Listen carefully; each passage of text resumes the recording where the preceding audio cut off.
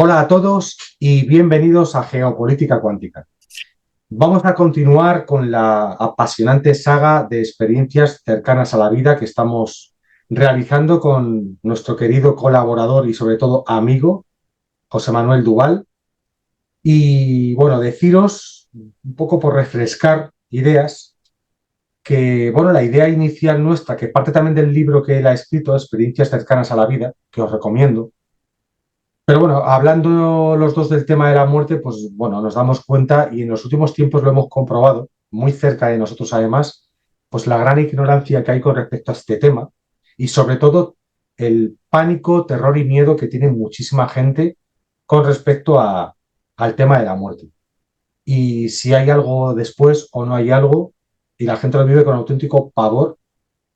Yo personalmente, últimamente sí que he escuchado testimonios de personas que están muy desorientadas al respecto. Incluso llama la atención que incluso personas religiosas, pero al final está ese miedo ahí sobre el asunto tan crucial y como nos decía José Manuel o Mayo, nos decía en uno de los programas los dos hitos más importantes de nuestra vida, los dos grandes hitos que son el nacimiento y la muerte. O como yo también he comentado, como decía Sánchez Dragó, es bueno pensar un poquito en la muerte todos los días. Según él, era el momento más importante de nuestra vida. Muy interesante.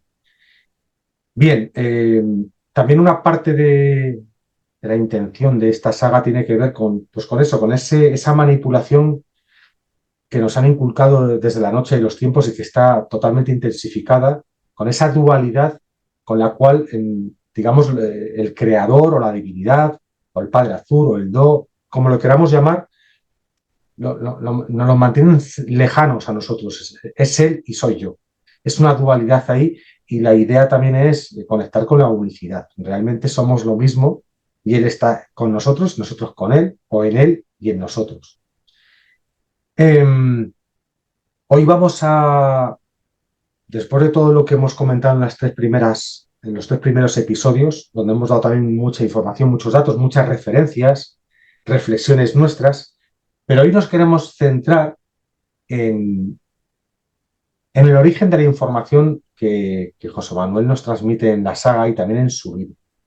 A partir del origen de ese conocimiento iniciático del cual nos va a hablar, pues bueno, va a ir avanzándonos y vamos a ir navegando por informaciones que lo importante es que uno cuando las escuche se escuche a sí mismo y ver si esa información le resulta afín, le resulta simpática, le resulta amable, le resulta adecuada, le parece que tiene sentido. Y bueno, pues hay otras referencias, otras fuentes de información, otros autores, otros libros, y también están las propias intuiciones de cada uno, a las cuales hay que escuchar. Entonces, bueno, esto como mínimo puede abrir una ventana interesantísima o una puerta para plantearnos otro tipo de cosas y sobre todo es un estimulante tanto intelectual como yo diría espiritual. Así que vamos a comenzar, no sin antes deciros que soy JMR Salinas, comandante en jefe del canal. Y José Manuel, muchísimas gracias por tu presencia en el canal de nuevo.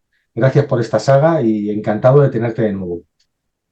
Pues Tocayo, las gracias te las tengo que dar a ti porque de alguna manera este proyecto en cuanto eh, a su origen es precisamente lo que hablábamos, ¿no? Presentar lo que es la existencia y esos hitos de los que has hablado, como es el nacimiento y lo que es la llamada muerte, donde aparentemente nos han pintado que termina todo. No es así, es abrir una ventana a la esperanza porque realmente como seres multidimensionales que somos, y así de ello hemos hablado en las anteriores entrevistas que hemos mantenido, pues hacen que nosotros nos aproximemos cada vez más a lo que decía el gran maestro que fue Jesucristo, ¿no? Que Dios es hoy, solo que lo habéis olvidado. Y esto es muy profundo porque digamos que tiene imbricados metadatos que hasta que no estás en un trabajo y en un camino, no te das cuenta de la profundidad que tiene una simple frase. Y bueno, hablando de caminos, precisamente toda esta información que os estoy contando no me viene, a ver cómo diría, de ser elegido por nada ni por nadie. No es que me haya caído un rayo del cielo en la cabeza y no sé, me haya iluminado en absoluto, sino esto es un trabajo de hace años que parte un poco de las inquietudes y las necesidades que cualquier buscador y encontrador de su verdad trata de llevar a cabo, ¿no? Entonces, quiero decirte que te vas formando, vas recibiendo una información, vas transformándola en conocimiento, ese conocimiento luego con la práctica tratamos de que se transforme en lo que es la sabiduría, y la sabiduría realmente es lo que te da la certeza y la seguridad del aprendizaje. Y cuando una persona es segura de lo que dice y lo que hace, realmente te pueden venir luego cantamañanas o te pueden venir detractores intentando de alguna manera disuadir, hablar mal de uno y tratar de alguna manera de desprestigiar, ¿no? Y cuando los tienes delante realmente tienes argumentos sólidos y de sobra porque precisamente la sabiduría a través de la experiencia te ha dado fe y muestra de ello como para poderlo de alguna manera refutar todo lo que te tengan que decir en contra. En este sentido, quiero decir que lo comentado hasta ahora sobre las experiencias cercanas a la vida es importante cancelar desde el punto de vista científico lo que llaman experiencias cercanas a la muerte, donde parece que todo termina y ya simplemente ya esto desanima bastante, ¿no? Pero si tú lo presentas como otra cosa que es experiencia cercana a la vida, estás queriendo decir que después del hito del deceso hay una continuidad donde realmente lo que hacemos es como, digamos, como mudar de piel.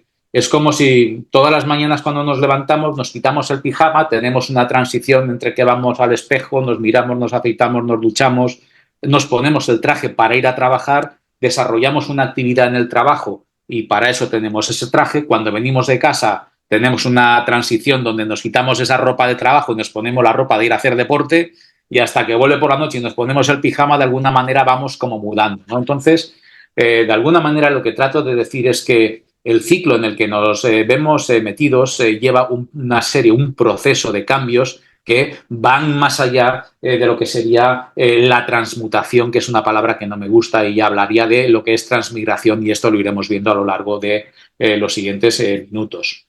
El quinto camino del que es el que hablo es el de la cinta de Moebius, es el quinto camino diseñado por mi buen amigo, por Morfeo de Gea, y lo explica muy bien en el blog, del que puedo decir que me puedo jactar de ser una persona que lo apoya, lo sigue desde el comienzo, y todo el aprendizaje que he podido llevar a cabo es por influencia de sus artículos, de sus comentarios y mis descubrimientos particulares en cuanto a sus comentarios, porque cada realidad, cada universo, aunque sea parecido, como decía anteriormente en otros programas, cada universo puede ser parecido pero no igual, aunque realmente existan paralelismos y sintamos ciertas empatías, ¿verdad? ¿Por qué el quinto camino? Bueno, rápidamente diré que, a ver, hay una serie de caminos definidos dentro de lo que es lo que se llama la metafísica o el esoterismo y eso no quiere decir que sea información ocultista, sino eso formación oculta. Oculta quiere decir que está tapada y llegará a quien le tenga que llegar porque realmente lo necesita y lo ha encontrado. Esto no es información que vaya dirigida a curiosos y a gente que venga a husmear sin realmente interés de hacer nada con ella. En resumidas cuentas, el primer, no sé, rápidamente le menciono, el camino primero es el del fakir, que trabaja el esfuerzo y el sufrimiento. El segundo camino es el camino del monje, que habla sobre la voluntad y el proceso a través de la oración. Luego está el camino del yogi, que es el de la contemplación y la mente. El cuarto camino es el llamado de Gurdjieff, que habla sobre el trabajo con voluntad, el esfuerzo y la mente. Y este quinto camino, que es el diseñado por Morfeo, porque realmente el cuarto camino tengo que decir que cuando murió George Gurdjieff, el cuarto camino fue, digamos que murió con él, porque fue un camino diseñado para su propio universo y no era de alguna manera como, digamos, contagiable a caminos paralelos, a universos paralelos. Y esto es lo que afortunadamente el quinto camino de Morfeo de Gea, el camino de la cinta de Moebius, realmente sí que te lo ofrece porque es el camino de la luz del espíritu y el reflejo en la materia. Entonces, bueno, vengo a decir que toda esta información que Morfeo de Gea ha ido entregando a lo largo de todos estos años, desde el 2011 que empieza a abrir el blog y a hacer artículos y artículos, tiene más de 1.500 artículos publicados en estos 14 años, es una información y un conocimiento que quiero hablar de él rápidamente para que se sepa que tiene una procedencia, que esto no viene de una fantasía o de, no sé, un afán de notoriedad por mi parte para ser escuchado y creerme que la gente me tome por un Dios que ni me lo creo, ni quiero, ni lo soy. Entonces, simplemente lo que hago es transmitir un poco mi experiencia para que pueda servir a otros. Pero esta información, José, como bien te decía, de este camino, digamos que es un conocimiento que procede y se ha transmitido, digamos, a los grados más altos de los círculos más externos de las órdenes exotéricas. Esta información de la que estoy hablando la contempla, por ejemplo, la masonería, la contempla la Orden Rosacruz, filosóficamente también los griegos también a su manera, era otra manera de llevarlo a cabo, incluso también hasta la ciencia con sus matemáticas y su física a través de los números trata de buscar explicaciones. Entonces quiero decir que hay muchas maneras, pero bueno, el origen de esta información que nos ocupa es metafísica y es un conocimiento que, digamos, lo tenían en custodia lo que eran los antiguos esenios, que fueron, entre otros, los que instruyeron a Jesucristo en las artes ocultas, que insisto que ocultas no es ocultismo, para que Jesucristo lograra manifestar su ser. Y bueno, los esenios eran una secta judía que existía en aquella época y siguen existiendo a día de hoy. Proceden de la escuela, su información procede de la escuela de los misterios. Y estos eran sujetos, era una comunidad que practicaba una vida, se puede decir que ascética, y vivían en comunidades, eran hospitalarios, guardaban, digamos, este conocimiento que os estoy contando como procedente de la antigua sabiduría hiperbórea, esa sabiduría que procede, como bien has dicho antes, desde la noche de los tiempos, ¿no? Y que ha sido de alguna manera custodiada pese a que la Cábala intentó destruirla. Digamos que la escuela de donde procede, que es el Monte Carmelo en Israel, es donde se han formado en esta escuela de Monte Carmelo figuras tan importantes de la historia de la humanidad como pueden haber sido el propio Moisés, por decir, citar uno, el mismo Pitágoras, de donde derivara la escuela pitagórica, y también la figura del propio Jesucristo, o como más nos gusta llamarlo en términos de detrás de lo aparente, José Jesús Cristo. Quiero decir también que hablar del carácter de la escuela, como bien digo, la escuela de los misterios que practicaban los esenios, es muy diferente a lo que es el concepto de religión, entendido como la religión institucionalizada. La diferencia está en que, de alguna manera, la escuela lo que hace es se basa en información que entrega para que el sujeto la trabaje en su estudio particular y, digamos, la convierta en conocimiento, y ese conocimiento, como bien decía antes, llevado a la práctica, lo convierta en sabiduría para adquirir las certezas.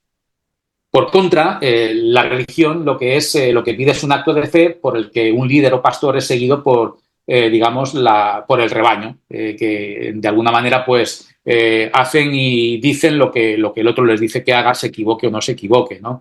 De alguna manera es como, bueno, como coartar un poco el temor, ¿no?, a esa libertad de pensamiento si no estás de acuerdo en lo que te dice alguien que de alguna manera no es ni maestro, porque ellos mismos se catalogan como en las religiones como pastores, sacerdotes o mentores, o como quieras llamarlo, ¿no?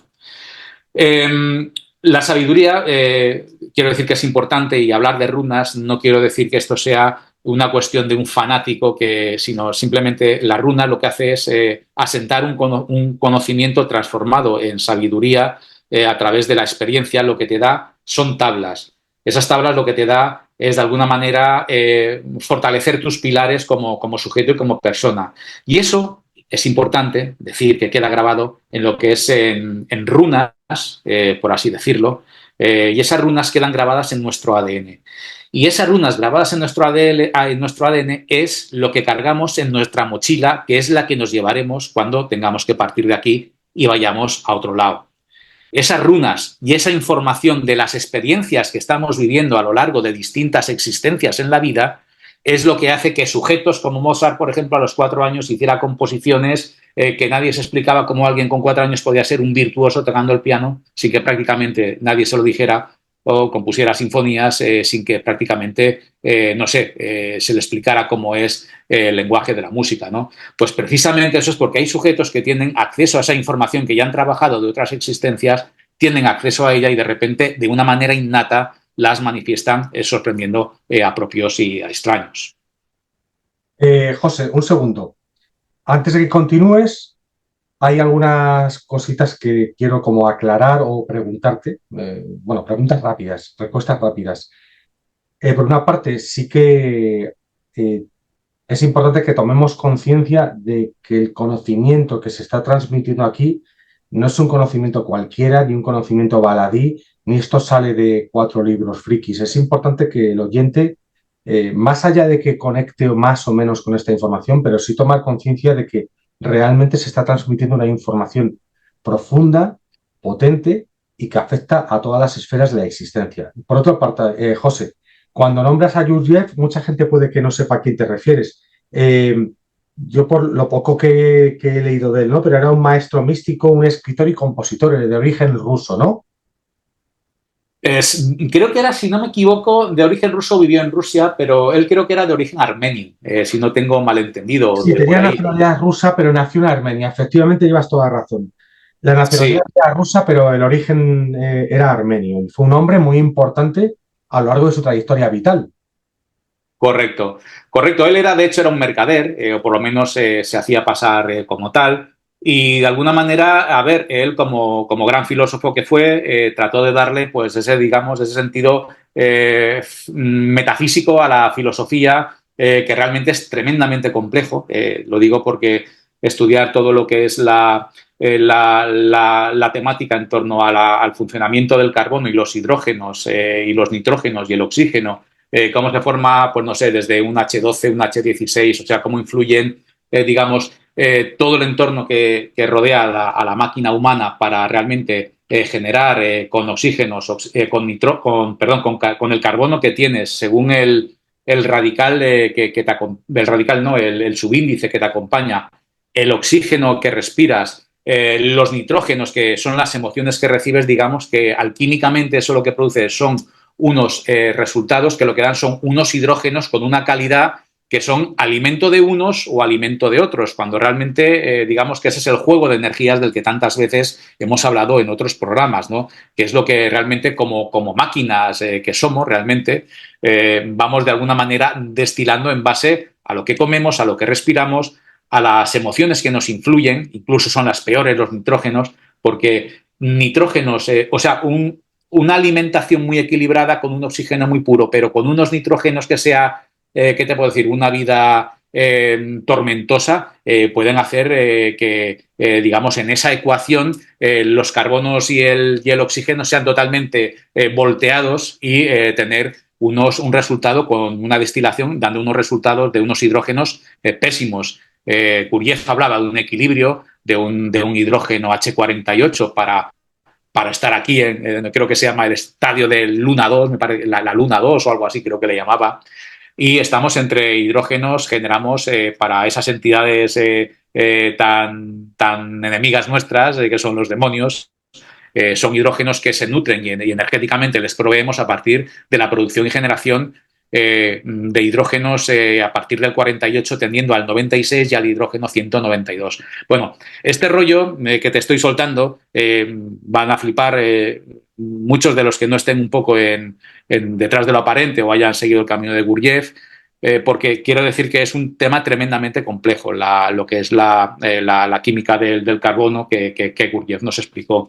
Pero bueno, Ouspensky, que es un alumno de él, intentó de alguna manera simplificarlo para que fuera más llevadero y más llegadero a más gente. Pero bueno, el cuarto camino es un camino muy exclusivo de Gurdjieff y murió cuando él murió. Vale. Aquí es importante aclarar justo con lo que estás diciendo, porque hay personas que pueden verse en un momento dado sobrepasadas porque es la primera vez que escuchan determinados conceptos y terminología, pero yo siempre digo que si aún así hay un interés que te atrapa con lo que uno está escuchando, es que uno tiene que estar escuchándolo. Y en ese sentido ya aclaraste en un programa que detrás de lo aparente, en el blog, lo aconsejable es comenzar a leer los artículos que empiezan a publicarse en el 2011. Es decir, leerlos por orden cronológico para tratar de empezar a empaparse y a entender esta información. Luego, por otra parte, cuando hablas del cuarto camino, luego nombras el quinto camino de la cinta de Moebius, ¿vale? Que ahí ya mencionas a Morfeo de Gea. Simplemente, aunque sea un mínimo apunte sobre Morfeo para acercarle un poquito al público que ahora mismo pueda estar escuchando el programa y no sabe exactamente quién es Morfeo de Gea, aunque sea algún apunte que nos acerque a él. Con su Sí. quinto camino de la cinta de Moebius, que por cierto, podrías sacar también qué es la cinta de Moebius para el público, aunque sea muy, muy resumido. Sí, bueno, Morfeo de Gea es, vamos, para mí es un mentor, es mi maestro, es, en definitiva, es un sujeto que en una orden esotérica, llamada así, tendría un grado alto de iniciado, que sería, digamos, el grado de Amasterdamo, ¿no? No llega, no es un Amasterdamo que llegue, por ejemplo, al grado del que fue José Jesús Cristo, pero es un sujeto que, digamos, que de alguna manera está ya no conectado, está conectado directamente, muy conectado con la fuente, ¿no? Él en su proceso y en su trabajo, con más de 30 años de preparación para ser comunicador, te puedo decir bueno, y antes de abrir DLA, él tuvo una preparación en distintas escuelas, desde escuelas de Orden Rosacruz, por familiares y su propia mentora, era un grado 33 o algo así de la orden, pero no, no de la masonería, sino de la Orden Rosacruz, y no sé qué grado Illuminati. Bueno, es que no quiero entrar en estas cosas porque la gente se va a asustar. Pero bueno, Morfeo, en definitiva, eres el creador de todo esto que estoy contando y me estoy nutriendo. Y cuando realmente llegó al cuarto camino de Gurdjieff, el mundo se le vino abajo porque se dio cuenta de que con Gurdjieff murió el cuarto camino y realmente se quedó como desamparado, ¿no? Sí. Entonces, cuando ya llega un momento en que uno está desesperado, entonces se encuentra y empieza a darse cuenta de que tiene que iniciar el quinto camino. Y ese quinto camino es el de la cinta de Moebius, que como definido rápida y de una manera corta, el quinto camino sería el camino de la luz del espíritu y el reflejo en la materia, también conocido, como he dicho, como y decías, como la cinta de Moebius. Muy bien. Este camino es un camino, digamos, que se recorre de una manera bionívoca, donde uno trabaja su lado interior para conocerse realmente quién eres, cómo eres, para qué has venido aquí, qué es lo que tienes que hacer. Eso es un trabajo muy interior que cada uno en su particularidad tiene que estudiar. Y a partir de ahí, cuando empiezas a conocerte y empiezas a entender lo que son las señales del camino y empiezas a saber un poco cuál es tu misión y propósito por el que has enlazado, entonces ya de alguna manera tu camino empiezas a rodarlo y empiezas a ser un buscador e encontrador de tu propia verdad. Lógicamente las preguntas son inevitables, obviamente, ¿no? Pero en este caso, ya te digo, se trabaja el camino interior y a su vez lo que haces en el interior lo proyectas en el exterior. Es decir, imagínate que dentro de lo que es la cinta de Moebius es como ese infinito, es un 8, donde en un momento dado el borde exterior, digamos, que cambia a ser el interior y el interior pasa a ser exterior.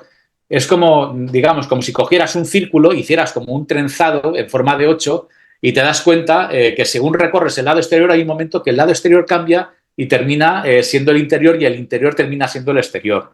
Bien. Eso quiere decir que lo que uno se nutre en su interior, analiza, se va conociendo y con la acción va proyectando hacia afuera, de alguna manera vas teniendo resultados en las dos direcciones. Hay como esa correspondencia biunívoca que se hace en el instante, ¿no? Mm. Esto es una manera un poco filosófica de expresarlo y probablemente a lo mejor para algunos puede decir algo, para otros no puede decir nada y para otros me entenderán y querrá decir mucho porque ya llevan tiempo conociéndolo.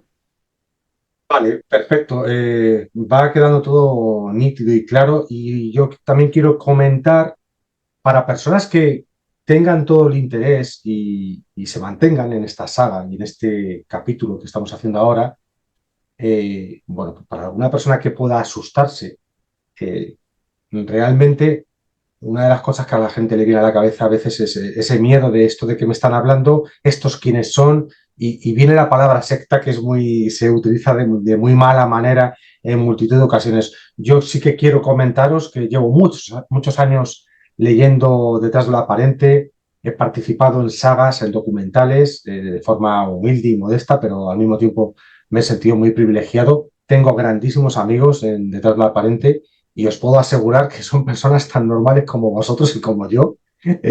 Son seres humanos de andar por casa con sus luces y sombras y sus logros y sus miserias, pero son personas con un afán de conocimiento, de investigar, de profundizar, de autoconocerse y que no se conforman con esa, digamos, realidad ordinaria que nos muestran las élites y nos muestra la industria del ocio y nos muestra esta realidad con minúsculas, ¿no? Entonces, en ese sentido, os puedo decir que merece muy mucho la pena indagar y creo que es muy de agradecer que haya personas, empezando por Morfeo, en su momento Jurjev y otros tantos y tantos a lo largo de la historia de la humanidad, bueno, pues que han ejecutado el plan al que vinieron y es tratar de ayudar al ser humano a abrir los ojos.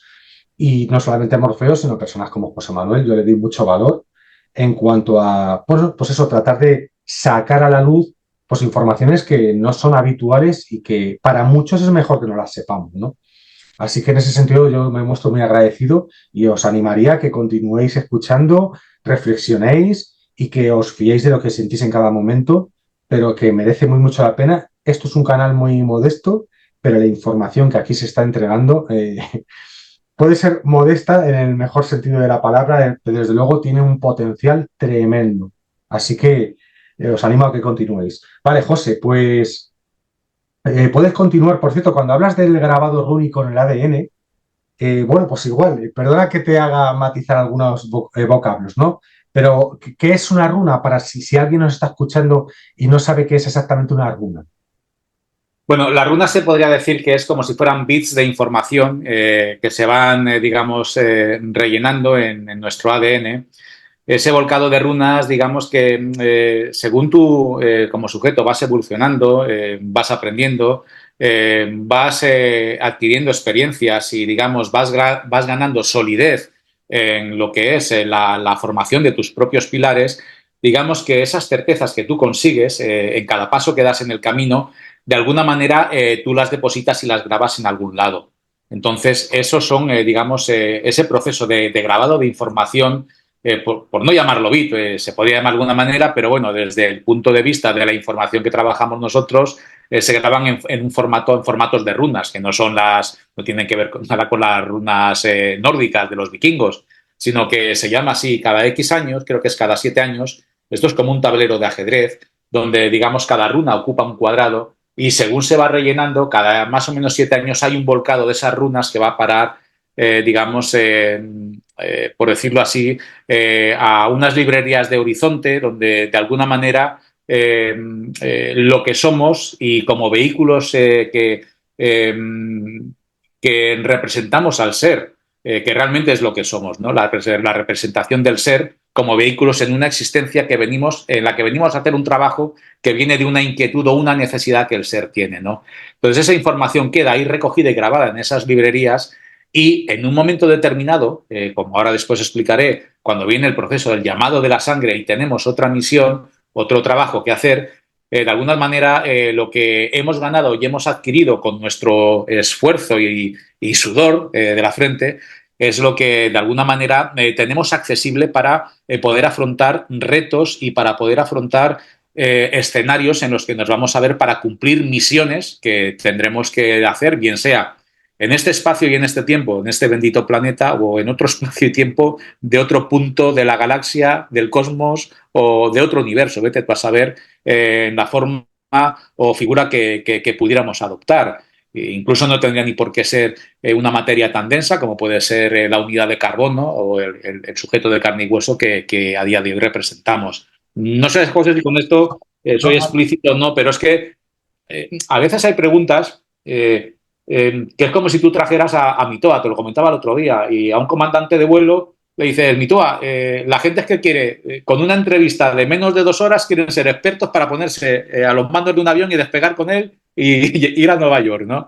Entonces, claro, a veces son procesos imposibles, ¿no? Porque son años de trabajo y cosas que por mucho que quieras transmitir, si no hay una preparación y una formación adecuada, muchos no lo van a entender. Y a veces no se trata de que te entiendan, sino de que esto realmente sean zarandeos, sean como chispazos que algunos les puedan ayudar a conectar cierta información que tienen ahí colgando y puedas unir hilos, le puedes ayudar con el chispazo, o bien les anime a que investiguen y busquen y se crean a sí mismos, que es de lo que se trata. Eso es, perfecto, perfecto. Esto me encanta y lo decís mucho, ¿no? Y efectivamente, por eso yo decía antes que más allá de que esto resulte muy novedoso e impactante, lo importante es que esto sea un estímulo. Y con que una sola persona que te está escuchando resulte estimulante para ella empezar a investigar, ya sea con el blog de Detrás de la Aparente o ya sea con empezar a leer a Platón, a Aristóteles, a Sócrates, a los presocráticos, da igual, o Gurdjieff y otros personajes de la historia, como si se quiere leer la saga Caballo de Troya de JJ Benítez, da igual, pero el caso es estimular y que uno se haga preguntas. Es que eso es importantísimo y aparte que me parece en nuestro viaje de vida humana, me parece muy divertido. Realmente, aparte que es apasionante el autoconocimiento y conocer la realidad y saber cosas que a uno no le cuentan habitualmente, a mí me parece además divertido. Entonces animo a la gente a que investigue. Y bueno, pues si quieres avanzamos porque tengo que decir que además José me ha mandado bueno, me ha enviado un documento que es una joya, como para ayudarme a mí como guía de estos programas, ¿no? Y es un documento eh, perfectamente elaborado, rico, completo, y yo sé el esfuerzo que hay detrás para tratar de resumir y ese resumen hacerlo de la manera más comprensible, porque detrás efectivamente hay una cantidad de información infinita y a veces muy compleja. Entonces yo ahí te doy las gracias porque lo has hecho de manera bueno, que hasta yo pueda, pueda entenderlo.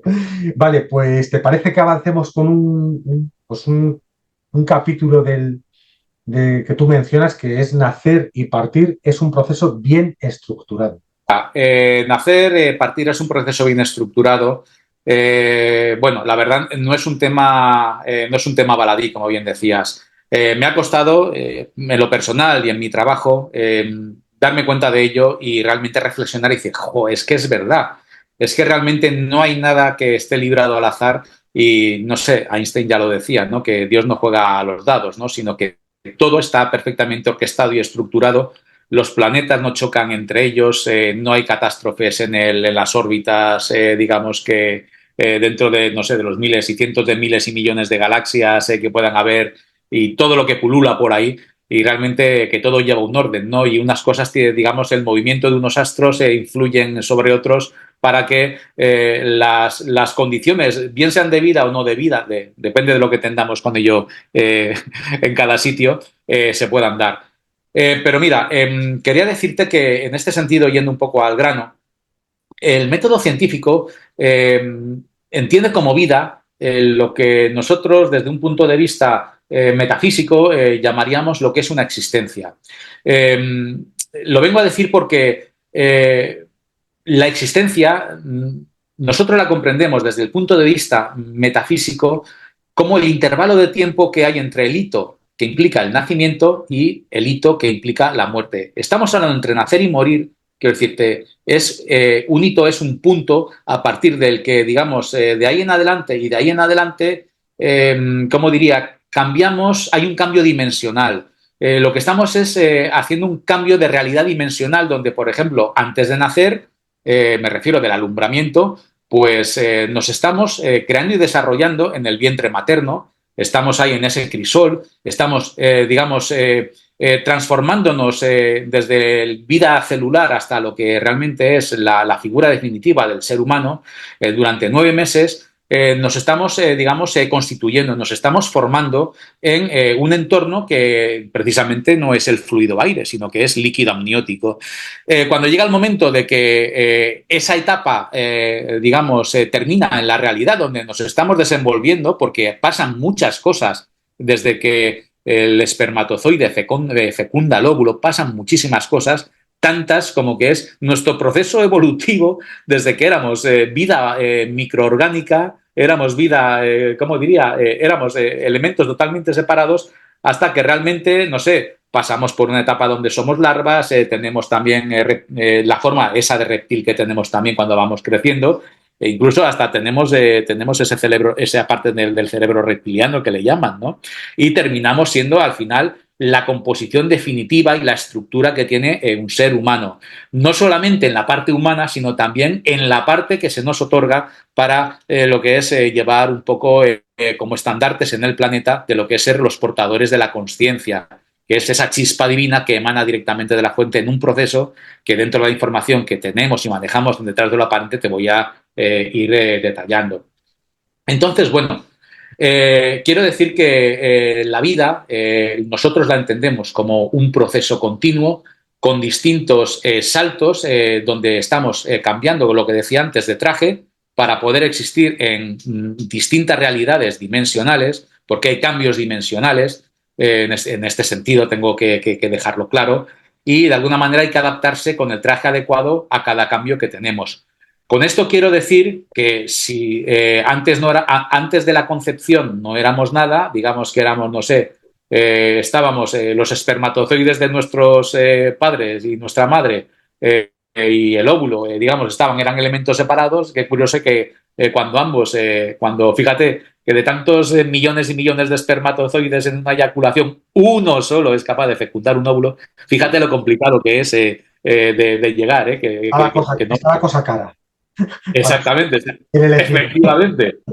Efectivamente, fíjate que hay un proceso anterior a ese y cuando partimos, que termina la existencia, hay un proceso posterior. Y en cada uno ocupamos un traje para poder adaptarnos al entorno en el que nos vamos a mover, de alguna manera como sujetos o como vehículos que en cada estadio o realidad dimensional en la que nos adentramos, digamos, hacemos un repaso y un trabajo de lo que ha sido esta existencia, que es lo importante, lo que hacemos en la materia, para luego, digamos, terminar en un proceso de limpia, de cura, de sanación, hasta poder retornar de nuevo a casa, que es lo que antiguamente, no sé, podía llamar el mismo Nietzsche o podía decir Hermann Hesse cuando hablaban de ese eterno retorno, ¿no? Bueno, vengo a decir la importancia de lo que tiene lo que es dentro del ser humano, la importancia que es el crisol materno. Fíjate la importancia con toda esta historia que estamos viviendo ahora mismo de política antimasculina, anti-hombres, cuando realmente la mujer siempre ha sido venerada, ¿no? Y ha sido digamos, el alma, ¿no? Porque entre otras cosas, fíjate, el portal dimensional, si se quiere decir así, desde un punto de vista metafísico esotérico, el portal dimensional de la entrada de un nuevo ser en esta Matrix realmente lo tienen ellas. Realmente nosotros lo que apuntamos esa parte, ese pequeño porcentaje a través de un espermatozoide, realmente el resto lo ponen ellas, ¿no? Y ellas son el Jorge, portal si me dimensional. permite, lo dejamos aquí un momentito, vamos a hacer un pequeño receso y ahora continuamos, ¿vale? Ok.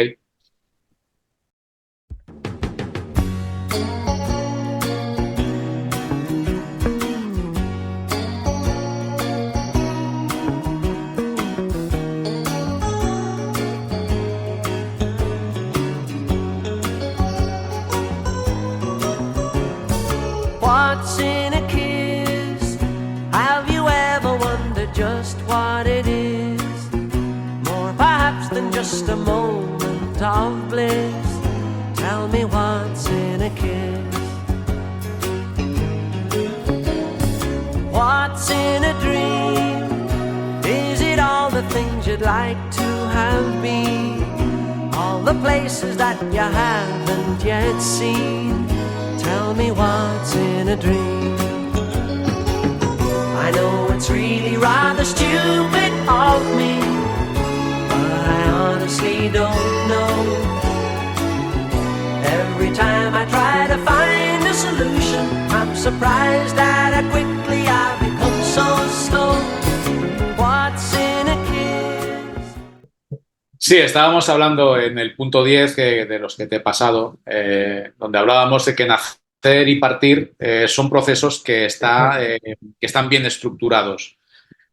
Sí, algo te quería preguntar aquí con respecto a cuando hablas y habláis de propósito o misión, y hay un pacto antes de nacer. Esto es fundamental para empezar a entender de qué va todo esto.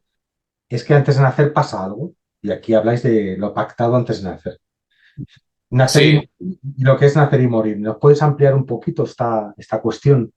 sí, luego lo iremos viendo en los puntos posteriores que te he pasado en el guión de un poco de la composición de lo que hablaba antes, ¿no? De lo que hablaba Nietzsche, lo que hablaba también Hermann Hesse, en lo que es ese eterno retorno, donde realmente quiero decir, va todo ligado a lo que hablábamos y me remito otra vez a la multidimensionalidad del ser humano, ¿no?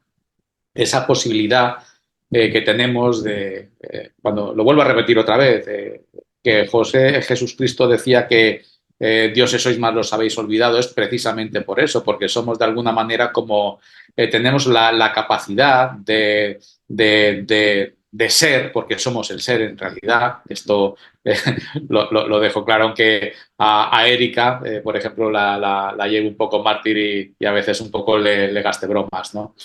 Pero es un proceso donde realmente a veces hablamos del camino, del retorno a casa, de la existencia, y precisamente es eso, o sea, el proceso que contempla un trabajo misión viene a partir de lo que es el llamado de la sangre, porque el ser, de alguna manera, siente la necesidad de conectarse y vivir una experiencia, aunque realmente desde un punto de vista superlativo todo está controlado, no hay nada que escape al control, nada está para sorprender, pero sí que a veces, digamos, el experimentar entre la teoría y la práctica realmente pues tiene su sustancia, tiene como diría, tiene sus diferencias, ¿no? Y entonces el ser necesita de alguna manera vivir una nueva experiencia, una nueva misión, y para eso lo que necesita es en un escenario adecuado y acotado digamos, a un vehículo que lo represente y vaya, como diría, como recogiendo datos, ¿no? Si se puede decir así. Entonces, en ese camino y ese trabajo que es el que estamos aquí soportando en esta existencia desde que nacemos hasta que partimos, estamos precisamente pues para dos cosas: descubrir nuestra misión cuál es, que para ello nos borran la mente, porque si no, no tendría sentido venir aquí y saber lo que tendríamos que hacer, porque el que tenga que freír un huevo lo freiría y diría, bueno, ¿y ahora qué? ¿No? O sea, tú tienes que saber que tu misión, si es venir aquí, es la de freír un huevo, pues será como lo tengas que hacer, será con tus medios, pero como tu huevo no va a haber otro, y lo harás cocido, lo harás hervido, lo harás al horno, lo harás frito, lo harás en forma batida para hacer una tortilla, lo harás, no sé, con patatas fritas, por decirte algo, pero será tu huevo, el que tú has aprendido a hacer, y es el mejor huevo de todos. Y esa es una misión tan simple o tan complicada como pudo ser la de Jesucristo, de venir aquí, pues precisamente no solamente digamos, a salvar a la humanidad de lo que son los demonios, sino también a salvar al planeta de los mismos, ¿no? O sea, imagínate qué puntos extremos tan distantes y tan, digamos, tan tremendamente complicados para un sujeto, ¿no? Que viene para hacer una misión. La misión, no sé, de Morfeo, para la que se ha preparado, no es la misma que yo pueda tener. Pues bueno, de alguna manera me sumo a ella, como otros tantos y otras tantas personas que estamos en ese propósito, cumpliendo, digamos, esa misión individual, cada uno en lo suyo, aparte de que dentro de, no sé, por decirte algo, detrás de lo aparente, cada uno suma en su parte, y luego tenemos nuestra plantilla existencial que hemos pactado de antemano antes de venir aquí en los mundos superiores, ¿vale? Es lo que de alguna manera tenemos que ir descubriendo. Luego, cuando partimos, ya digo que el camino continúa, hay una serie de procesos, que hay una liberación de cuerpos de los que tenemos, que son 7, como iré hablando ahora de ellos, y vamos, digamos que mudándolos, ¿no? Y vamos viviendo en distintos estadios dimensionales o realidades, como se quiera llamar. Vamos viviendo, digamos, un proceso que es lo que sería el camino y el retorno de nuevo a casa, para ver cuál ha sido el resultado de esta conexión, si se ha cumplido o no se ha cumplido. Pero esto, insisto, José, lo vamos a ver más detallado Vale. en el siguiente. Una cosa, José, José Manuel. Los dos somos José Manuel, por cierto. Somos dos José Manuel. José Manuel al cuadrado, vamos, para entendernos todos. Pero cuando nombras al ser, cuando el ser tiene esa necesidad, bueno, pues hay que elegir un medio físico para experimentar en la materia y, como dices tú muy bien, recoger datos. eh, Así también a grosso modo, ¿qué es el ser exactamente? Es decir, yo mismo, José Manuel Salinas, tengo aquí una identidad humana con mi cuerpo, mi mente, mi identidad con mi documento nacional de identidad, mi nombre y apellidos, mi familia, etcétera. Vale, y estoy totalmente identificado con todo eso, ¿vale? Pero luego está el ser, que es otra cosa. Vale. Mira, a ver, el ser te podría decir que es adimensional, ¿vale? Aunque realmente te estoy hablando de información consciente, te estoy hablando de, ¿cómo te diría? De chispas o partes de lo que sería, llámalo, por no llamarlo Dios, a mí me gusta, y siguiendo el lenguaje detrás de lo aparente, de Morfeo, el do, como la primera nota, el origen de todo. Sí, Digamos que a partir de ahí son como múltiples chispas divinas con información, que es información consciente de sí misma, todo emana de la fuente a raíz de, bueno, de una serie de procesos, una serie de grandes proyecciones, no es un Big Bang lo que se produce, pero es que, mm, a ver por dónde me tiro por no meterme en terrenos que desvirtúen un poco el camino. Pero bueno, el ser es una partícula dimensional pero que se mueve en un espacio matricial de 49 realidades posibles. De esas 49 realidades posibles, 42 son avatares, que son físicas, y de alguna manera 7 son, como diría, son como elementos que están fuera de los vehículos físicos, de los avatares, de los que tú y yo somos uno, por ejemplo, y esos ITs estarían fuera y de cada uno de ellos dependen una serie de avatares físicos, de esos 7 que están por encima de los físicos.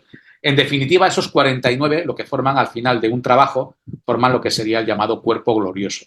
Entonces, claro, son preguntas que es lo que te digo, que me pregunto aquí si tuvieras a este amigo que es comandante de vuelo, si te tuviera que explicar, no sé, qué hay detrás del horizonte artificial de la cabina del avión y cómo se mueve así para saber, no sé, en combinación con el altímetro, cómo sube y baja, ¿no? pero sobre todo, fíjate, iba dirigida la idea a que alguien pueda pensar, pero yo soy el ser o yo formo parte del ser, porque como tenemos esa mente tan individual y tan identificada con la identidad de aquí abajo, simplemente Sí, era por aclarar, si yo, digamos, si en vertical subo hacia arriba, directamente me conecto con el ser, o, correcto.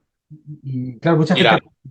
Mira, el proceso es el proceso es el siguiente. Cada sujeto que enlaza en esta existencia, cualquiera, puede estar en dos estados, en consciencia o en inconsciencia. Cuando estamos en el proceso de formación en el vientre materno, lo que estamos es directamente en conexión con el ser. Hay una conexión, el cuerpo de enlace, que es el espíritu, digamos que está conectado, ¿no?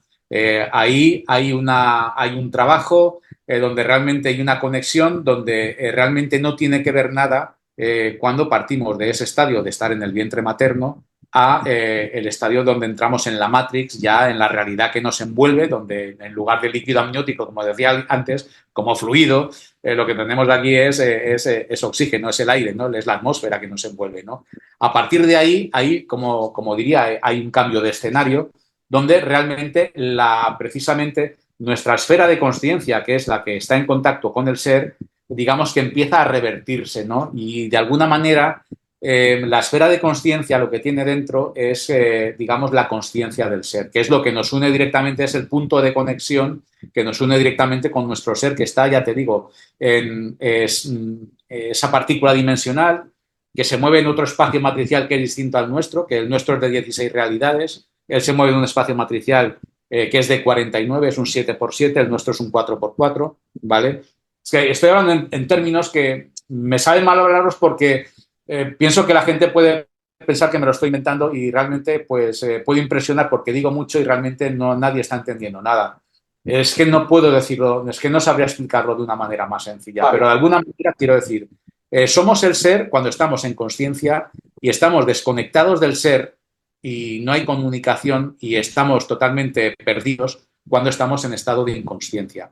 En estado de consciencia estamos mientras nos formamos, en estado de consciencia seguimos en los primeros años de haber dado a luz y de alguna manera es cuando empezamos a interactuar con el entorno que nos envuelve y a raíz de ahí, fíjate que la esfera de conciencia, digamos que en lugar de mirar hacia el ser, empieza a mirar hacia afuera, hacia todos los puntos que miran hacia la materia y cuando todos los puntos quedan revertidos, digamos, la conciencia del ser, de nuestra esfera de conciencia, queda totalmente, digamos, sin conexión con nuestra propia entidad física. Digamos que la esfera de conciencia está en el olvido y en el ostracismo y se conforma lo que es la llamada conciencia artificial.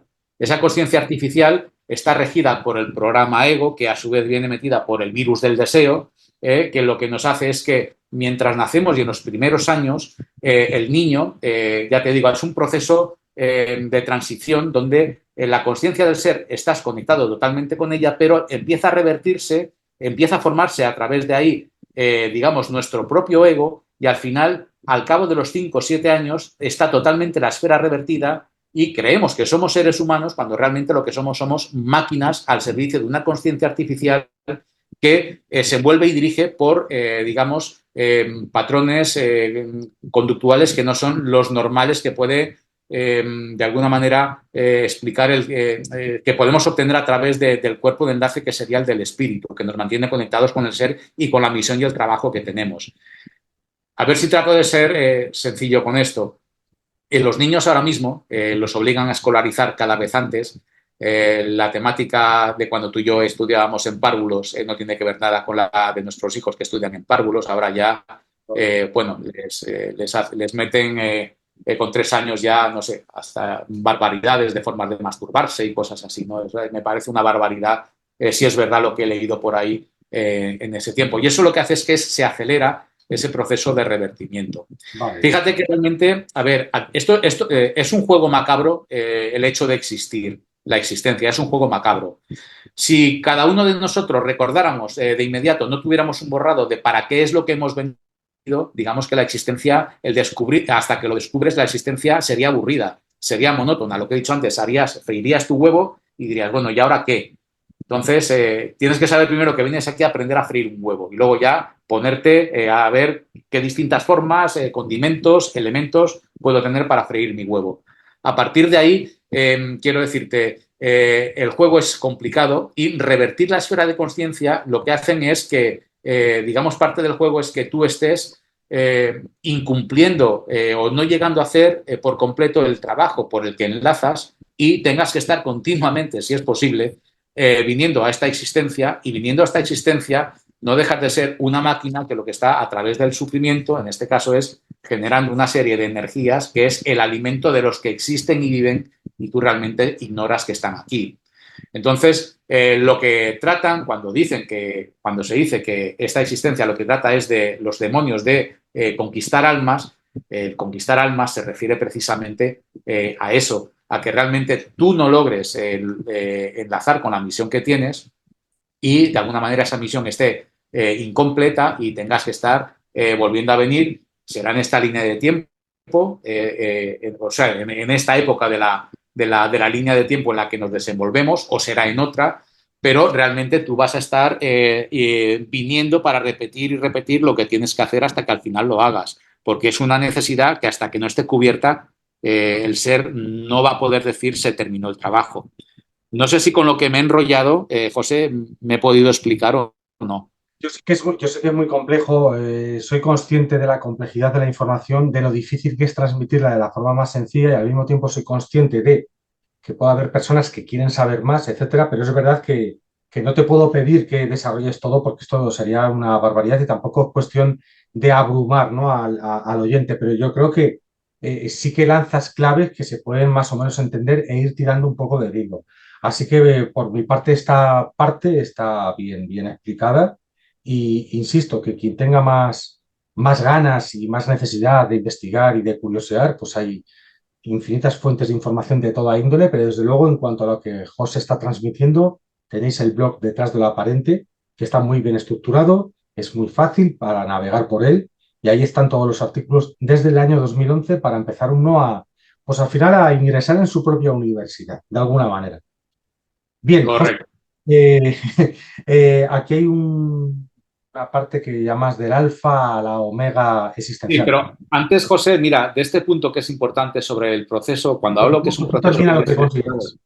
tanto nacer o partir, quería dar unos matices, unas pautas que son importantes. Adelante. Eh, Correcto, mira, decían en el anterior programa que el proceso está bien estructurado y realmente el método científico lo que le llama vida a lo que desde un punto de vista esotérico, metafísico, si se quiere decir, le llamamos existencia.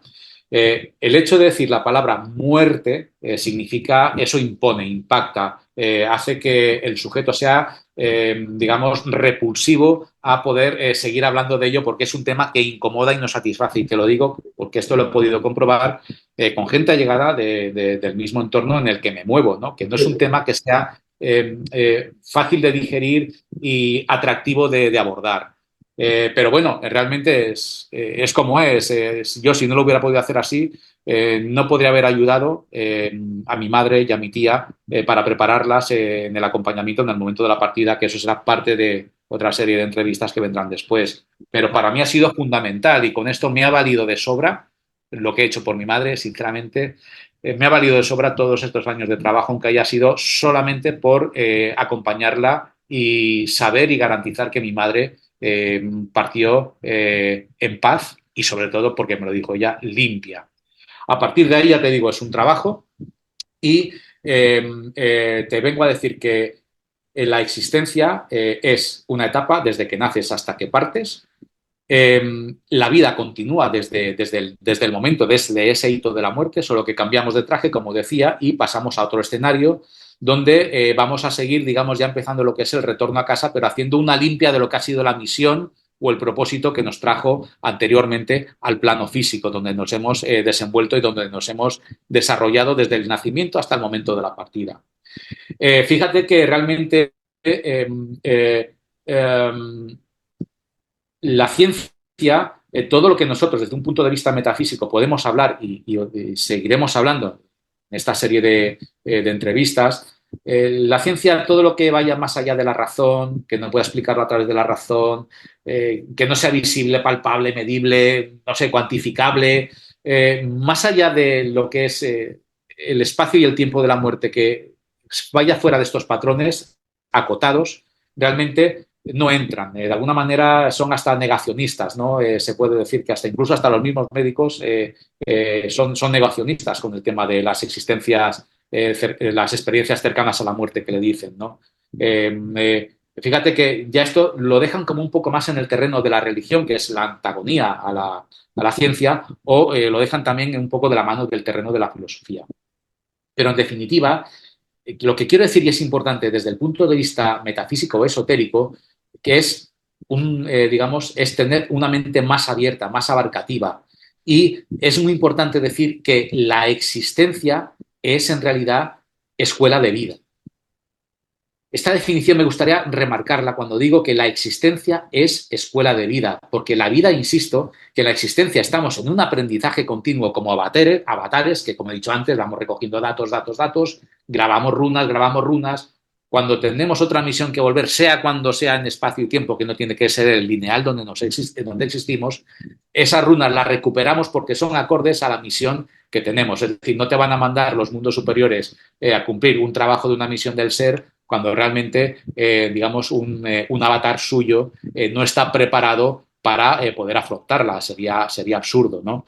Entonces, conforme tú vas, digamos, ¿cómo te diría?, ganando puntos, vas teniendo armas con las que poder desenvolverte, digamos, los retos son distintos, unos son más bonitos, otros son peores, otros son agónicos y otros son a lo mejor un paseo en lancha, ¿por qué no? Todo en la creación se puede dar. Entonces, fíjate que, ya te digo, eh,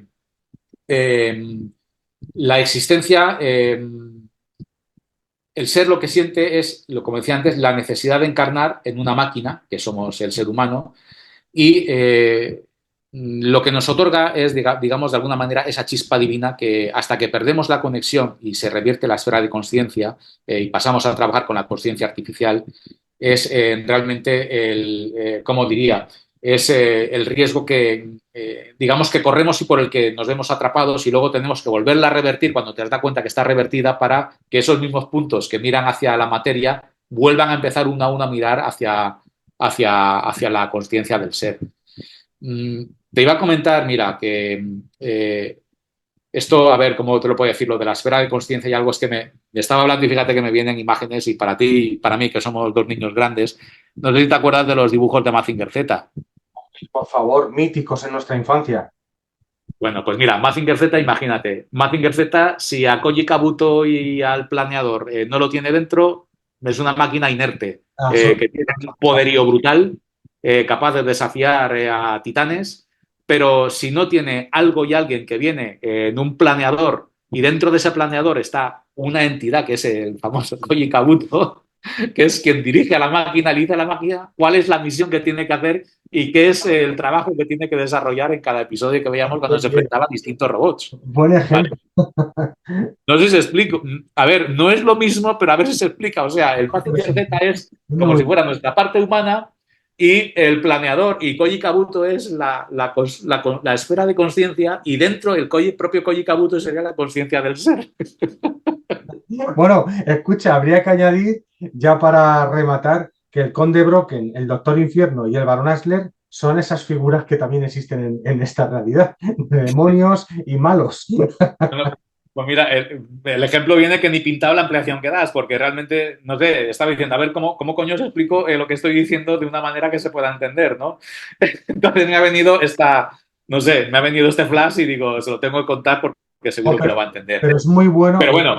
Es muy buena la analogía, de verdad, Mazinger con el planeador y Koji Kabuto, perfecto. Hasta que no llega el planeador y la consciencia que es Koji Kabuto, ahí está, en una piscina sumergido el robot y el robot, fíjate el potencial que tiene y es capaz de hacer nada por sí mismo porque, o sea, necesita una consciencia que lo dirija, ¿vale? Bueno, fuera de bromas y, oye, si sirve este ejemplo para comprender un poquito mejor este punto que hemos hablado, pues perfecto. Pero bueno, resumo en este punto. Mira, nacer o morir, quiero decir que son dos hitos, frontera, entre diferentes estadios o realidades dimensionales en las que recalamos mientras dura el viaje que estamos haciendo de cara al regreso a casa tras la misión que nos ha sido asignado.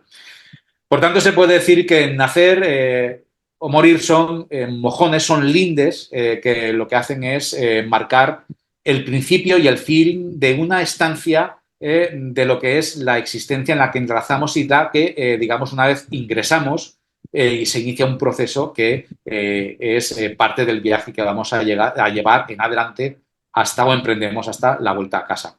Y te vengo a decir un poco, ya hablando del método científico, fíjate un poco que hasta ya la ciencia y la cuántica, sobre todo esto que estamos hablando del ser y la conexión, esto tiene que ver bastante y lo explicaría muy bien el entrelazamiento cuántico.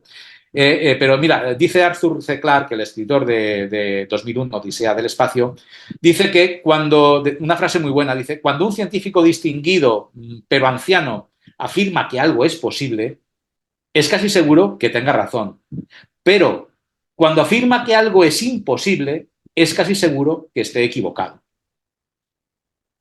Yo, no sé, comparto bastante lo que dice Arthur C. Clarke, o sea, todo lo que esté dentro de la ciencia, dentro de sus acotaciones, es factible, es posible, tiene razón, pero cuando se sale fuera de la acotación, ya son negacionistas y empiezan a decir que realmente, no sé, las experiencias cercanas a la vida, o como se dice, experiencias cercanas a la muerte, se tachan de fantasías, se tachan de alucinaciones, se tachan también a veces de que uno quiere llamar la atención y busco, digamos, un poco la manera de que se le haga caso, ¿no?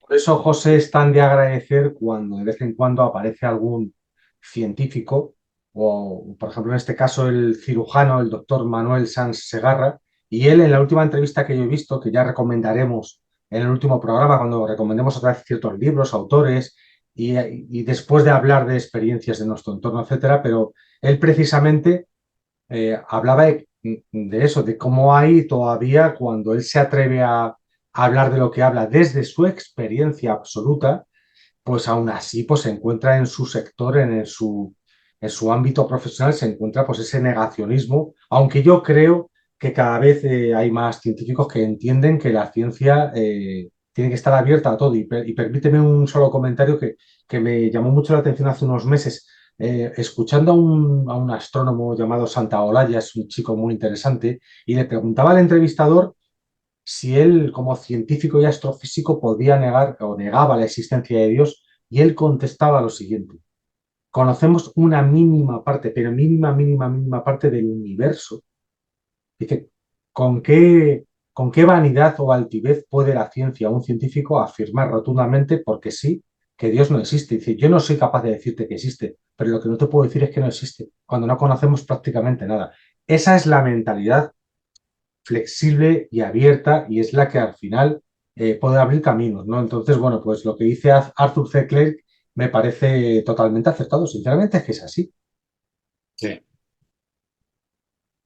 Sí, José, correcto. continúa con tu Sí, te quería decir que la verdad, a ver, llegados a a este punto, a ver, médicos que se han preocupado de estudiar lo que es un poco las experiencias cercanas a la muerte, como se les ha bautizado, caso de Manel Sansegarra, no sé, caso de Enrique Benito, por ejemplo, que es más un médico de cara a los paliativos y más habla más acerca de lo que es la parte del acompañamiento y cómo afrontar un poco cómo trabajar desde un punto de vista los momentos últimos de una persona o de un sujeto en lo que le queda. Sam Parnia, por ejemplo, es otro médico que me parece muy interesante. Este es de UCI y, no sé, tiene, como lo comentaremos luego, creo que tiene ahí alguna experiencia donde llega a decir que hay una serie de subcorrientes que una hora después de notificar lo que es la muerte clínica por parada cardiorrespiratoria y encefalograma plano, hay una subcorriente que él ha detectado que aún de alguna manera aún existe actividad cerebral, ¿no? O sea que debemos decir que ya hay médicos que empiezan, no sé, el propio cardiólogo del que hablábamos también, Pinbal Lommel, es un sujeto que lleva un estudio grandísimo desde el año 75, creo que es, lo dijimos, todo lo que son experiencias cercanas a la muerte de gente que se ha ido y ha vuelto. O sea, cuando empiezas a ver que hay tantos casos y gente que dentro de lo que es el negacionismo de la medicina, porque sale fuera de sus estándares lo que los pacientes que han vivido y con miedo algunos no han dicho y otros que se han atrevido, se pueden ver en un apuro. Ha habido médicos que han dicho, bueno, no puede ser normal que alguien describa en el momento que le estábamos atendiendo en la mesa de operaciones lo que estaba viendo porque estaba pasando y que a su vez sepa, visto a vista de pájaro, lo que estaba pasando en dependencias de lo que es la urgencia de un hospital a otro que lo estaban atendiendo de tal y de cual, o de una operación de cadera, según decía Manel, el doctor Manel, y lo decía que luego él lo comprobó y efectivamente es que estaba pasando eso ahí en el momento que estaban atendiendo a este sujeto que partió, o sea, que estaba, digamos que en parada cardiorrespiratoria, ¿no? Y luego volvió, ¿no? Entonces realmente ya cuando ves que la ciencia se abre un poco más hacia lo esotérico, que la ciencia en definitiva la ciencia lo que no puede explicar lo llama lo llama pues no sé, como esotérico, metafísico, de alguna manera lo dejan en ese terreno porque realmente se ven incapaces de explicarlo con las herramientas que tienen, ¿no? Les falta un poquito la riqueza de imaginación, ¿sabes? Entonces, que pienso que a veces, dicho por estos médicos de los que estamos hablando, que los propios negacionistas de las experiencias cercanas a la muerte son ellos. Incluso estoy convencido que muchos médicos de UCI conocen y saben de casos que les habrán contado y, bueno, la verdad que no los divulgan o no los hablan porque realmente sería tacharlos de locos o que realmente están en un trabajo tremendamente más allá de lo que es el estrés que soportan cada día en un hospital, ¿no? Quedan, y además el miedo a la estigmatización, que tus propios compañeros te pueden mirar como un bicho raro. Yo mirando todas las entrevistas que ha estado dando San Segarra en los últimos tiempos, bueno, ya lo hablaremos en el último programa donde recomendemos, pero bueno, da todo tipo de argumentos absolutamente empíricos para desmontar ese negacionismo, y ha dado a conocer a alguien que yo no conocía, que es un neurocirujano, Eben Alexander, y este hombre también tuvo una ECM espectacular y le cambió todo el paradigma a este neurocirujano. Total, que a veces hay algún médico que de repente tiene una función muy importante, que es sacar todo este tema a la palestra pero desde su propia experiencia científica, y eso es muy interesante. Bien, Correcto. De hecho, continúa. fíjate, José, fíjate que de todo esto que estamos hablando es muy bueno que ya hasta los propios médicos, representantes de lo que es la propia ciencia que necesita, por lo que decía antes, que vaya todo dentro de una explicación razonable, utiliza mucho, digamos, también lo que son medidas que sean cuantificables, medibles, todo lo que he dicho antes, ¿no? El hecho de que ya empiecen un poco a cuestionarse ciertas cosas ya abre una expectativa e incluso abre nuevos terrenos para que la propia ciencia pueda seguir, digamos, expandiéndose, ¿no? Y, digamos, liberando un poco los acotamientos que tienen más allá de los estándares que vienen manejando. Y eso realmente es un punto tremendamente positivo, ¿sabes? Bueno, no sé por dónde íbamos, pero hablábamos aquí de, no sé, José, el alfa existencial, ¿puede ser? Sí, yo te comentaba que, bueno, pues si quieras proseguir un poquito el tiempo que nos queda en este periodo, ¿vale? Para no cansar mucho al oyente, pero el alfa existencial y el omega existencial, ¿no? Vale. Para la existencia, escuela de vida. Sí, sí, como decía, la existencia es escuela de vida. Aquí estamos para experimentar, para vivir, somos vehículos. Una vez estamos aquí nosotros, las decisiones, ojo, importante.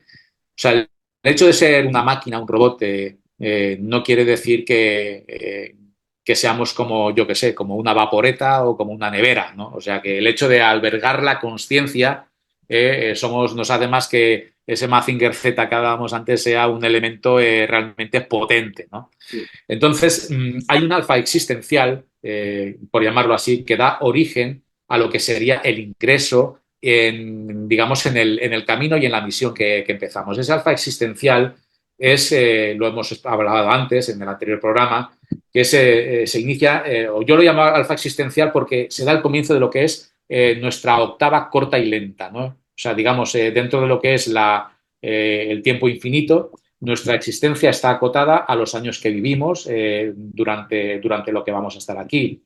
Ese comienzo, ese cronómetro, puesta en cronómetro, no empieza única y exclusivamente en el momento del alumbramiento, sino que empieza desde el momento, el alfa existencial, el start on, si se quiere decir así, perdón, el turn on, empieza en el momento que el espermatozoide, como explicamos antes en el otro programa, se une directamente al óvulo y de alguna manera por algoritmo divino, si se quiere decir, se crea un enlace cuántico con el ser correspondiente a la ubicación espacial de la concepción, dando el momento, digamos, a la octava particular del sujeto que se crea, en el momento que el óvulo fecunda perdón, que el espermatozoide fecunda al óvulo. Esto que te estoy hablando del enlace cuántico, de esto que he hablado de la ubicación espacial, de dónde está el ser en ese espacio que hablábamos antes, 7x7 de 49 realidades, que es por donde algo adimensional se transforma, se transporta o se mueve, no tiene que ver nada donde esa nueva entidad que se crea en el espacio 4x4, que es el de 16 realidades, que es el en el que va a existir, digamos que esa diferencia de estadio donde está uno y donde está otro, digamos que lo empezaría a explicar ahora un poco si nos atenemos a lo que son las reglas del entrelazamiento cuántico, que explica muy bien la mecánica cuántica. Pero bueno, dicho esto, se ha dicho esto de paso porque ya la física algún paso al respecto está empezando a dar y esto es muy, pero que muy interesante porque de alguna manera lo que se considera metafísico y esotérico tendría una explicación desde algún punto de vista actual y rudimentario, empezaría a tener ya una explicación, digamos que física. Bien, el enlace este que te digo es un enlazamiento que viene descrito en las culturas tibetanas, en su filosofía, como el llamado cordón de plata. El cordón de plata es como como el cordón umbilical que enlaza a la madre con el feto, solo que este enlace del cordón de plata que te estoy hablando no enlazaría al sujeto que acaba digamos, de generar vida, ese latido, ese momento en que espermatozoide y óvulo digamos, se conectan, lo que se genera es ese enlace que es directamente con la fuente. ¿Y por qué con la fuente? Porque la fuente es la encargada de transmitirle a esa futura unidad de carbono o contenedor o avatar que va a ser, se le transmite, que no es nada, el cuerpo de enlace del alma. El alma en sí mismo es algo que da soporte, que da, digamos, vida, es el soplo de vida, si se puede decir así, ¿no? Porque realmente la conexión con el ser va por otro vía, que es es el enlace es el enlace del espíritu, esa es la conexión, es el, como diría, el cable que nos conecta directamente o vía onda, el uplink que nos conectaría directamente a un terminal telefónico con la estación base más cercana, ¿no? Por así decirlo, hablando de telefonía móvil, si se puede servir el ejemplo y vale. Entonces, el alma es importante porque fíjate que si todo lo que existe por el hecho de existir, aunque sea una piedra, tiene alma, porque si no, no se sostendría. Mira, esto me hace gracia porque mientras lo estudiaba, hay una asignatura que damos en la universidad. Bueno, yo soy ingeniero técnico de obras públicas, me he especializado en transportes y, servicios, y transportes y urbanismo. Había una asignatura bonita que era de ferrocarriles y cuando te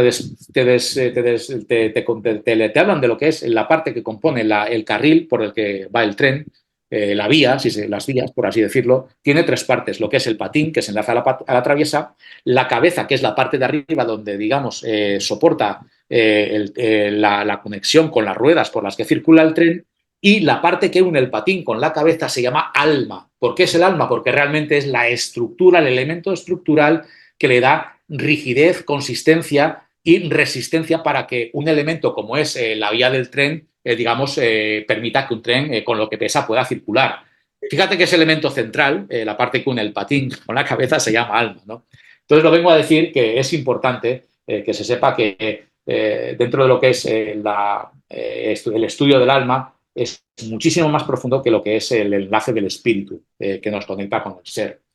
Entonces, bueno, en definitiva, fíjate que el choque do-si, el arranque de esa octava lenta y corta, se produce precisamente en ese momento en que el óvulo es fecundado por el espermatozoide, se produce ese enlace cuántico que nos enlaza con la fuente y la fuente ya de alguna manera le da el alma al nuevo ser humano que va a empezar digamos, a crearse. Y cuando digo crearse, no digo construir, digo crearse.